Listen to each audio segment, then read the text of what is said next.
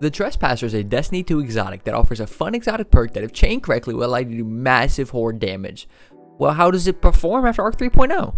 First, let's talk about how to acquire it. Currently, the only way to get this exotic is through the Monument to Lights Lost in the tower for a hefty price of an Ascendant Shard, Exotic Cipher, 100k Glimmer, and 200 Legendary Shards. Okay, we're going to break down the perks. The Trespasser is a 30 round magazine, 491 round per minute pistol with a set of rolls that make any sidearm enthusiast happy. The curated rolls are full bore, ricochet rounds, and smooth grip, with the exotic perk being unrepentant.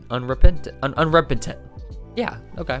Which makes it so reloading after defeating a target causes the next burst to be a longer, more powerful burst. But this pistol also has Be the Danger, which makes final blows with unrepentant super burst automatically reload your weapon and allow you to have another burst. This super burst does fire 6 instead of 3, but the bullets will deal the exact same amount of damage at the same range but a little bit faster. I think it's twice the speed. The catalyst is called Tunnel Vision. Tunnel Vision makes it so if you reload after a kill, you have greatly increased target acquisition and aim down sight speed. The main issue of this catalyst, besides dedicating your life grinding the kills for it, is that Tunnel Vision does not chain like the exotic perk.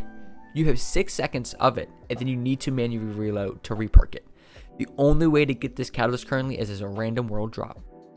Now you're probably wondering, how useful is it in PvE? Being able to one burst the red bar, then proceed to beat the absolute shit out of all other red bars, and even yellow bars at times, makes this thing a fun pistol to use.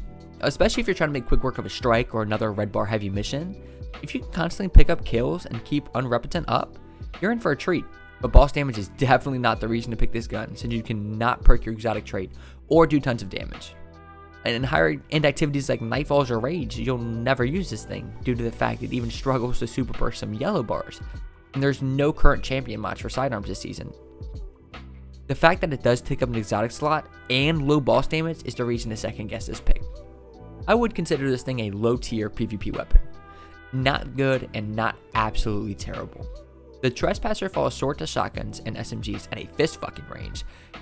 Also loses to auto rifles and hand cannons at a good cum shot range. And the distance still sucks compared to snipers and scouts. I was struggling to find a decent use for this bad boy. You just don't have the time to kill, reload, and get your super burst off. Sometimes it won't even one shot the enemy. Then at a mid-range, this thing hits for 11. 11! At the end of the gameplay, you are seeing how clearly much more dominant the Risk Runner is. So my final, very accurate, true, and accurate, but also quite accurate final judgment of the Trespasser is that it's meh. Just meh.